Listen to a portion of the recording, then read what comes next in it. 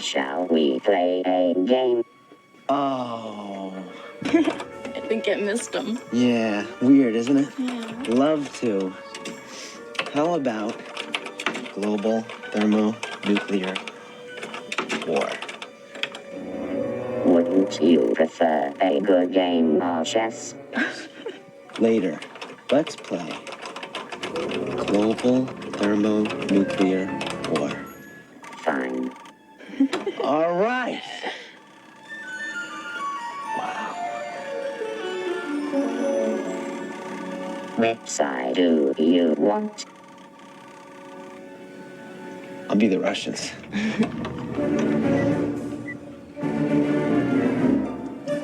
Please list primary targets. Who should we nuke first? Let's see. How about Las Vegas? Las Vegas. Great. What next? Seattle! Yeah! Kill him. For many of us, the 1983 film WarGames was an introduction into the world of hacking.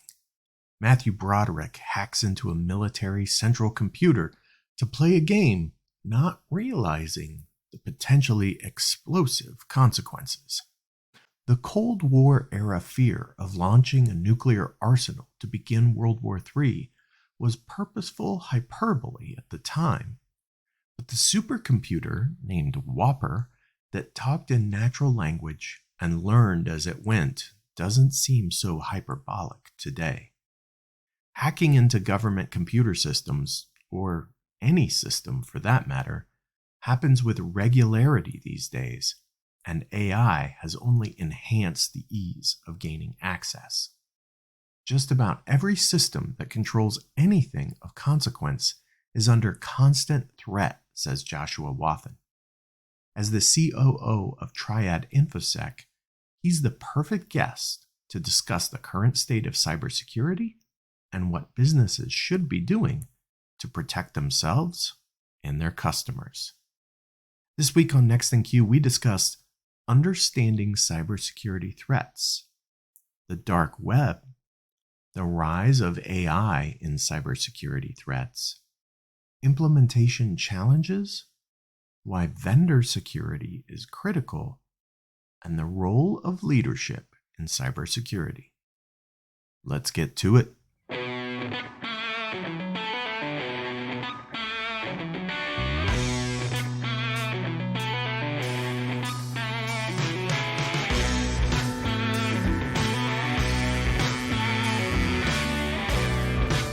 Welcome to Next in Queue, the podcast for contact center and customer experience professionals. Next in Queue is brought to you by Happy 2 Vision. Eliminate blind spots and see right through every conversation with Happy 2 Vision. Learn more at happitu.com. Now, here's your host, Rob Dwyer. Thanks for joining today. Next in Queue, I've got Joshua Wathen. Welcome to the show, Joshua. How are you? Doing well, Rob. Thanks for having me. I'm excited to be here today. Well, I certainly appreciate you taking your time. Joshua, you run a company called Triad InfoSec. Can you give us a little bit of background about you and how you ended up where you are today? Yeah, so the company is a cybersecurity company. I ended up here because I know the guy that started it. I ran a leadership consulting company full-time for about 5 years. The founder and CEO of Triad is Jason Rory. He was a client of mine when he was running his IT firm. So he got into this business because he ran an IT firm for 16 years, tried to change it into a cybersecurity firm. Operationally, it didn't really make sense to do that. So he sold it and started this. And a year ago or so, he put on Facebook that he was looking for a veteran to help with sales because it's a veteran-owned company. And I responded and said, I know all the veterans. I do a lot of veteran nonprofit stuff. Send me the job description and I'll find you somebody. When everything was said and done, I ended up being that veteran. Then we partnered and here we are, growing the thing like wildfire. That's fantastic. Cybersecurity is certainly a hot topic, but I'm wondering why you chose to get away from your consulting business and go into cybersecurity? Well, I stopped consulting full time around COVID. I was still doing leadership consulting, and I had a remodel company where we were doing kind of all outdoor stuff, doing backyards, a little bit of landscaping, things like that, but building pergolas and swim sets. Anyway, I got real sick. Brought it home, and my wife got like deathly ill, and so did my kid. So I was like, well, I don't really need this right now. We were doing okay financially. She had a job working remote. I had saved a bunch of money from contracting a business and just said, hey, I'm going to hang out and homestead and do all that kind of stuff. And I did all that, but what it really turned into is me having to deal with all of my PTSD for about 3 years because I was sitting still. And during that soul searching, I really figured out that I might be good at a CEO role, but I don't thrive unless I've got a partner or a team around me that's pushing me. I like that internal competition. The money is the scoreboard thing doesn't really do it for me. I like that as far as we're with the team, this is how we measure our success, but it doesn't get me up in the morning. Knowing that there's 4 or 5 other dudes that I'm working with that are delivering and I got to get up and outwork and outdo what they're asking me to do, that's my driving factor. So I also learned, who I work with is huge. I looked back at my experience in special forces and how I was really productive then, contracting in school, doing businesses like that. So when this opportunity kind of fell in my lap, I still have my company. I was kind of piddling around on the side just for friends and family and stuff. But I really jumped at the opportunity to work with somebody that I respected and that I knew his character and work ethic. It was just, it was God's timing. If you really want the honest truth, it was God's timing. It's really what strikes me is that it's incredible self-awareness, that it sounds like it took you a little bit to get to, but really understanding what drives you, what motivates you, and what brings you satisfaction made a huge impact in the direction that you ultimately ended up going in. Yeah. I wouldn't accredit that to any sort of knowledge or capacity for learning as much as I had a lot of scrapes and bruises on my face and figured, well, how do we keep that from happening? I've always been the guy to see a wall in front of me and go, what kind of door do I want to make? And had to learn the hard way that some walls aren't meant to have doors in them. You just got to have a little help or get a little guidance and actually listen to what people are telling you. I battled my ego for a long time before I learned that that's not helpful. Speaking of doors and walls, let's talk a little bit about the current state of cybersecurity, because in my mind, I see this as something that is going to continually be more and more critical to businesses as they move forward, and also an important piece of really your brand's reputation that I see continually get damaged over and over by brands because they are not investing enough into cybersecurity. So let's just start with, what do you see as kind of the state of the cybersecurity landscape today? Cybersecurity is the new forefront of warfare. The anonymity, access, availability, it's all there. The way of the stick-up man is going away. You might get a couple $100 from a gas station, but you're going to go to jail eventually. When it comes to cybersecurity, you can get a couple $1 million and nobody knows who you are. So much so that this is not, 15 years ago, it was a kid in his mom's basement hacking to try and make a name for himself. Mm-hmm. Now it's a high-rise building in Russia or China with thousands of employees, and their 9-to-5 job is to get into your business and steal your information, ultimately to get your money. That's all they do. Yeah.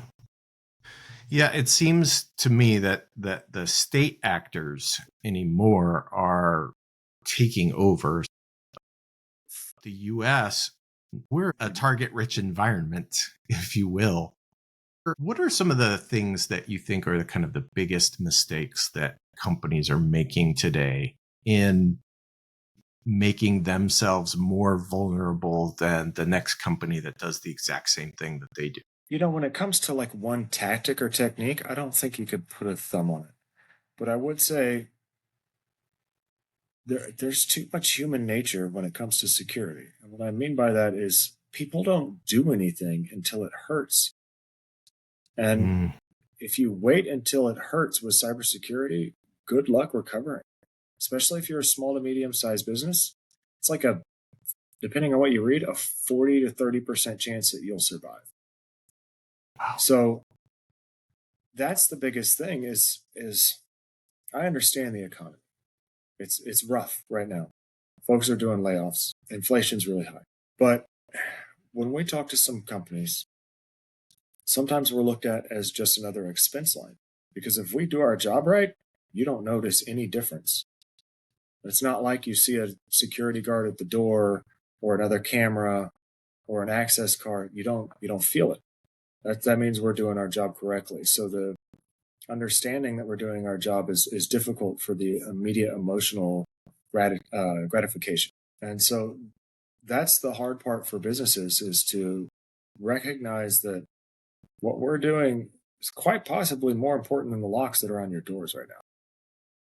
Because it's all your data, and your data is all digital. So the access to that is through the internet, not through your building. Somebody might break in and steal a laptop or two, but if we've done our job, they're not getting into that laptop.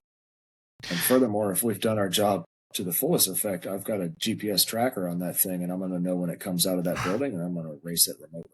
Yeah, and I think that is one of the more challenging differences, is that when I steal data, it doesn't look like anything's missing, right? It's a copy of that data that is going out the proverbial door, not a physical thing that I'm going to notice is missing. So I'm not just going to walk in one morning to the office and go, oh, my data's missing, because it's not necessarily missing if it's just being stolen. Now, that's different than like a ransomware attack, but if you're just stealing my data, it may take a lot for me to understand that I've been breached, right? Yeah, especially because it's not an in and out type of thing. The average time a hacker is in your system is 180 days before they do anything. It's a long game, right? You get into one receptionist's machine, then that gets you into a different email, which gets you into a server. And you start looking at all the data, combing around, figuring out what's valuable, exporting it and copying it. Because ransomware has gotten huge. I mean, companies have gotten smart enough to back up most of their data. So when it first started out, it was, hey, we're going to lock you out. You don't have all your stuff. You need to pay us. Now it's, we're going to lock you out. And if we can't keep you from all your systems, we're going to hold your data hostage and say, pay us, or I'm going to sell all this on the dark web. Then I'm going to publish it on the World Wide Web. And I'm going to crush your reputation, right? And that's, to your first point, is where the reputation loss comes in. Because if you're an accountant, for example, and you've got 100 different businesses' financial information or people's information, it's a big deal. It's a big deal if that gets leaked. Yeah. I'm wondering if you can help some of those who may not have the same background understand some things that you just mentioned. So, for instance, can you help us understand what is the dark web? Because that term gets thrown around a lot, but I think maybe a lot of people don't understand what that is. Yeah, the easy way to put it is the dark web is what you're not going to find on Google. The internet is a lot bigger than what Google is going to get you to. You've got to download a different type of browser to open it up, and there's no rules on the dark web. So if you're watching this and you're like, oh, I'm going to go play, I would advise against it, because you click on the wrong thing and you might open up a child pornography site, and now that's on your computer, and now you got to talk to a three-letter agency. It's a free marketplace, right? There's no oversight, no regulations. So personal identifiable information gets sold on the dark web. A typical record that'll have your social security number and your name and your address and your phone number and your email, and everybody's got a profile. Runs for $2 to $4. And then on the high end, a healthcare record runs for $40. Because If I know about your health, I can extort you. Should we just all assume as consumers, not as businesses, but should we just assume that our data has been compromised? And if that's the case, what can we do knowing that our data is out there and for sale? Yeah, it's measures of defense.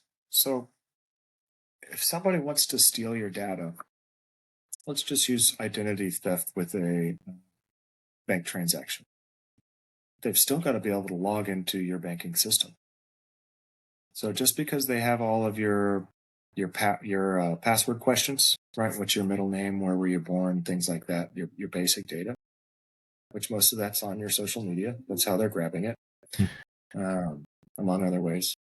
But they still got to log in. So changing your passwords, making sure that all your passwords aren't the same. And realistically, if you're like me, you've got 10,000 things you got to log into. Get something like Keeper. It's an app that you can download on your computer and on your phone. I don't know, it's nominal, maybe 15, 20 bucks a month, something like that. And it will plug in and keep all of your passwords encrypted, and it will randomly generate new passwords for you. And you can just have a schedule to where you update and change those passwords on a regular basis. You know, the biggest way people get hacked is they save every single password they have in their Google Chrome browser, and then somebody hacks their Gmail, and now I've got everything, every single thing. And then I can change the passwords to that and lock you out to where when you try and do something, it's notifying me that you're being fraudulent, even though I'm not. It's not my stuff. So it's a lot of basics. Multi-factor authentication is huge. You know, with LinkedIn, for example, I use that for business a lot. You can set up multi-factor authentication on LinkedIn to where you get a text message or you use an app when you log into a new device or a new location, and it'll save you from somebody else guessing your passwords. Yeah, it seems like multi-factor is really one of the simplest things that both consumers and companies can do to ensure that there's at least an additional layer of authentication when it comes to who's accessing systems. And it's relatively simple for anyone to set up. Are there specific concerns that you have about multi-factor when it comes to a phone? Should I be using text message multi-factor? Should I be using an authentication app? Do you have specific guidelines associated with that? You know, something is better than nothing. Let's just start there. I wouldn't worry too much about the weeds if you're not doing anything. Something's better than nothing. But generally speaking, if there's an app that's encrypted, if you've got 2 or 3 multi-factor authentication apps, so you can compartmentalize the different things that you're using, that helps, right? It's risk in the cybersecurity industry is not about getting things to zero risk. It's about minimizing the exposure, and then whatever exposure you have left to compartmentalize it. So that if you get access to these 3 things, you don't have access to everything else. So that's a big part of it. And then routinely changing those things and routinely scanning your systems, right? For a person doing a whole network assessment on your home stuff, probably not necessary, not that big of a target. But having your company do those types of things, making sure that you have good antivirus, not just what's downloaded on your computer right away. You know, the more deliberate you can be, the better. It's all about not being in a rush. And if you make the time to invest in your own security, it'll pay dividends. I think that most folks they don't want to wait the 30 seconds it takes to do multi-factor on their own stuff, so they don't do it. Even in companies, it's a change management piece sometimes to institute that on everything you're doing, because people get frustrated that it takes them an extra 10, 15 seconds. But that's the difference between bad click and a good click. Same thing with phishing. Taking that extra 10, 15 seconds to verify some things could save you your job. Yeah. I'd like to talk about what you see as maybe an enhancement to threats or a different aspect of threats. And that really is kind of the rise of AI. And when I say that very specifically, I'm talking about voice cloning, about deep fake video technology, as well as some other ways that people can sound very natural when it comes to sending messages back and forth. Is that a looming threat and a new vector, or is it just an incremental thing that we need to also be wary of in the same way that we've been wary of other potential new vectors in the past? It is definitely a new threat. It is definitely something to be wary of. I'm a military guy, so I kind of think of it like this, that, phishing, tishing, vishing, all of it. But phishing's your email, tishing is text, vishing is voice cloning. They're all weapons that have already been established. AI gives it a whole different new type of ammunition, right? So phishing is the most common that we already see, because the number one way to recognize a phishing email used to be the grammar. Right. Something would be a little off. Now with AI, the grammar is perfect. And not only is the grammar perfect, but I can take all of your CEOs' LinkedIn and social media posts, create a profile in ChatGPT so it spits things out and sounds exactly like your CEO, then send that email out with his slang and style attached to it, as well as the perfect grammar. So things like that.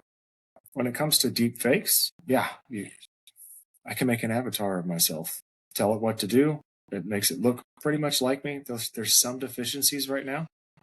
Shadowing, sometimes like length of fingers or nose, ears, things like that will be a little bit different. But it's coming.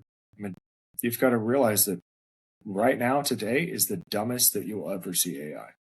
Tomorrow it will be smarter. So it's the two-step verification on a phone call.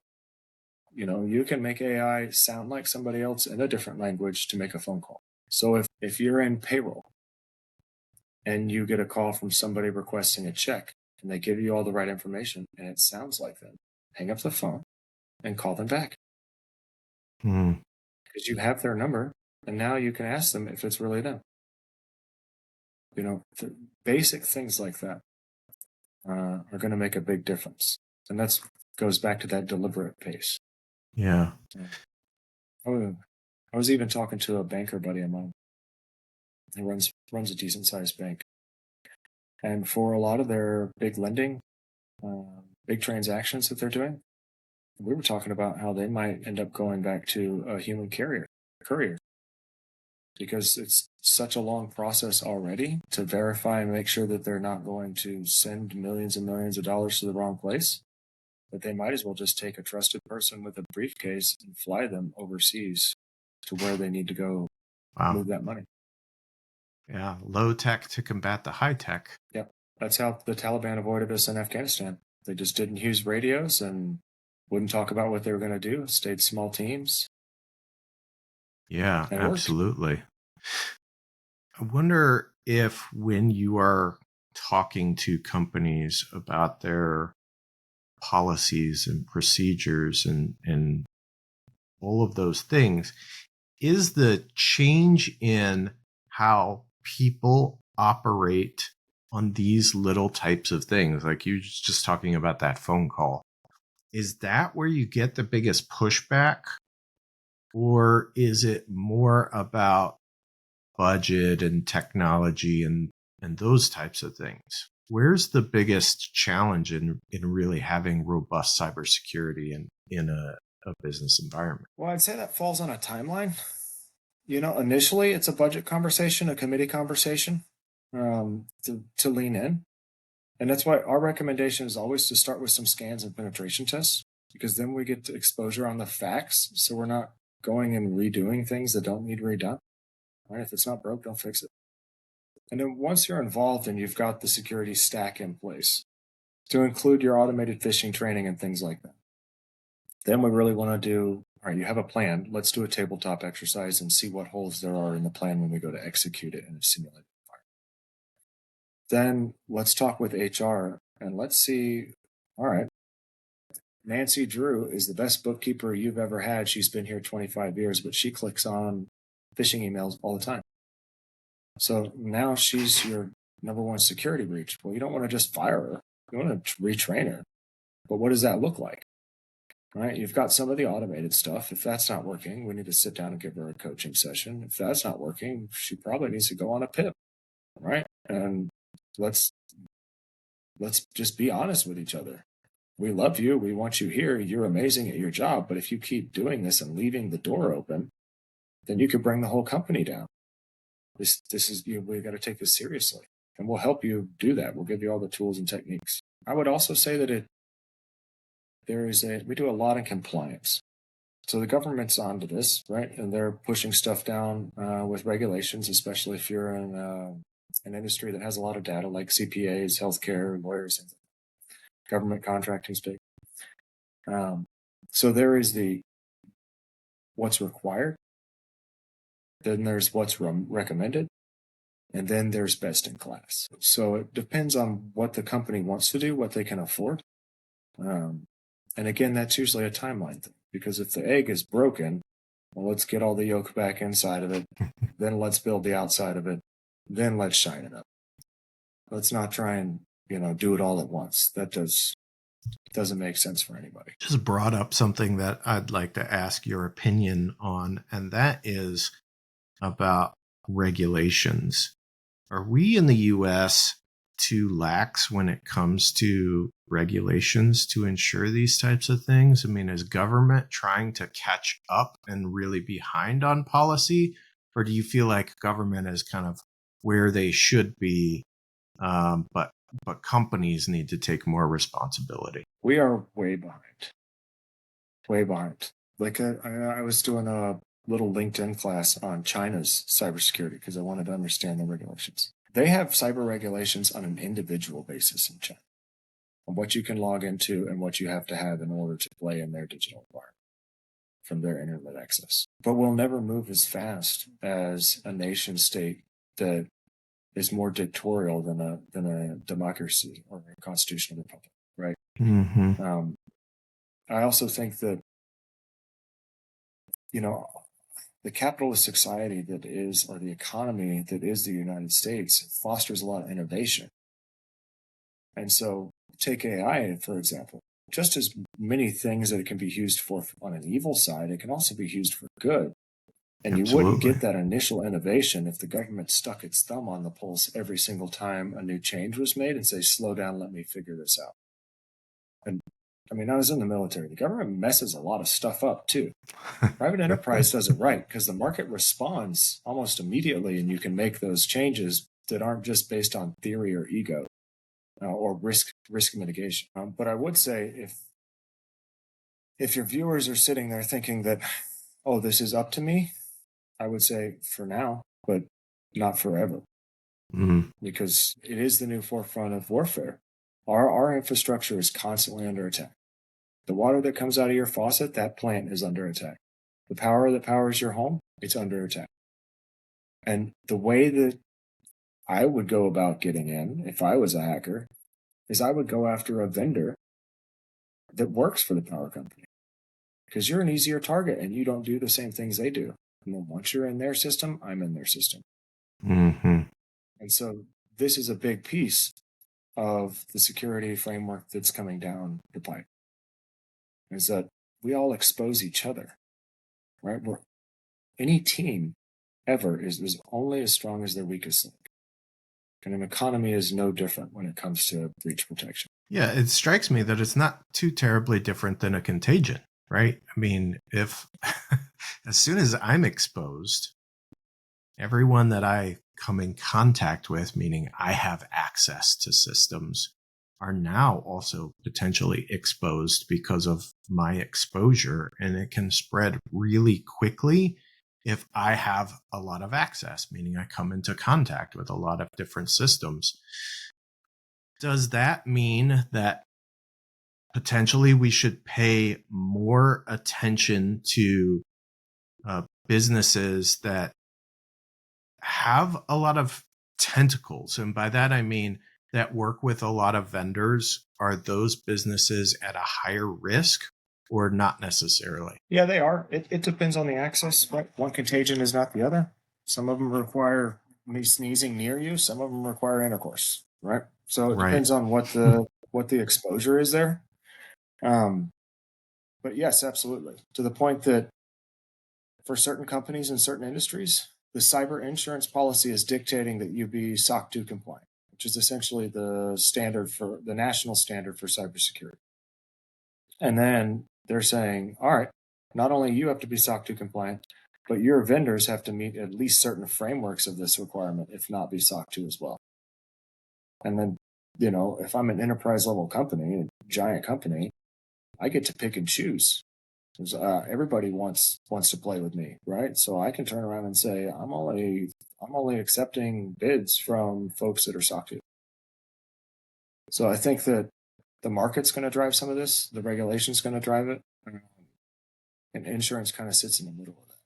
Because ultimately, they're the only ones that are absorbing the remainder of the risk. So as you are talking with business leaders who may be not sure that they want to spend the money or exhaust the effort that it takes to really put up a good defense against potential threats. And I think to your point, right, we are only worried about it after we get hurt often, right? All of these threats are potential until they become real.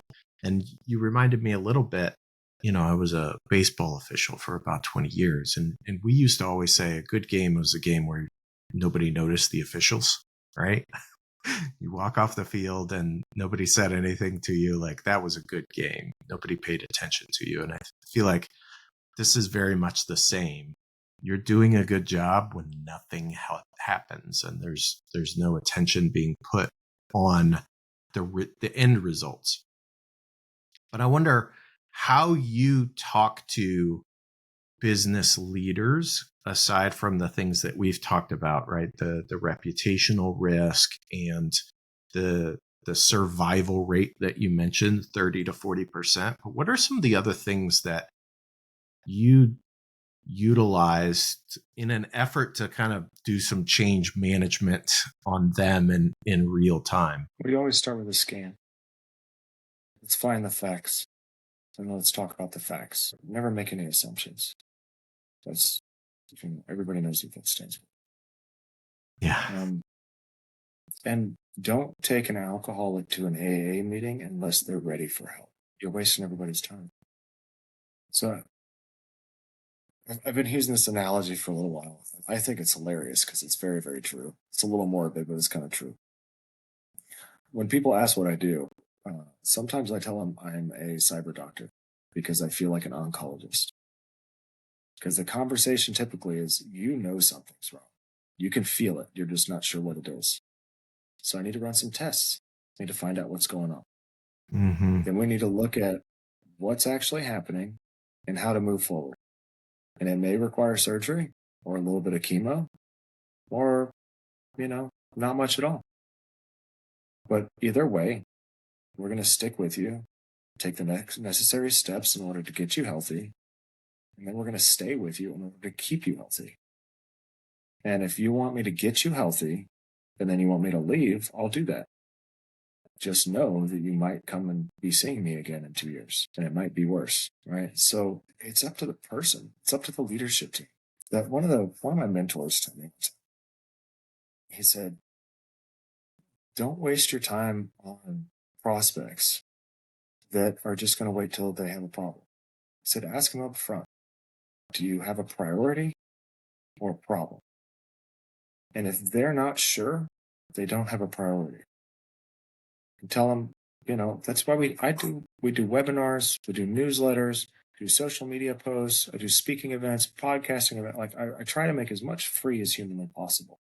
So that if you can't afford it, but you want to help protect yourself, that we can be of service. That is our top core values, to just be of service and help people protect themselves. So if you want to do that, that's what that's there for. But if you want to go pro, then let's go pro. I love that analogy. It is, it's got a certain gravity to it. So if people are ready to go pro and they want to talk to you and find out maybe how they get started or get a scan, what's the best way for them to get in touch with you? The best way to get started with cybersecurity is to go to our website, triadinfosec.io. On there, you'll see a contact us page. Click on that, and you fill out your information, and we'll schedule an hour consultation with you to go through what we see. From there, I can send you a questionnaire or two if you want to kind of lean in and do a little diagnosis beforehand. So we've got some more meat to chew on. We're happy to do that. If you want to talk to me directly, the best way to do that is LinkedIn. I'm on there all the time. And I tell everybody the same thing. I will help you with whatever I can, no matter what. And I mean it. My two superpowers are leadership, and I know a lot of people. So typically the way that I end up helping people is with a lot of introductions.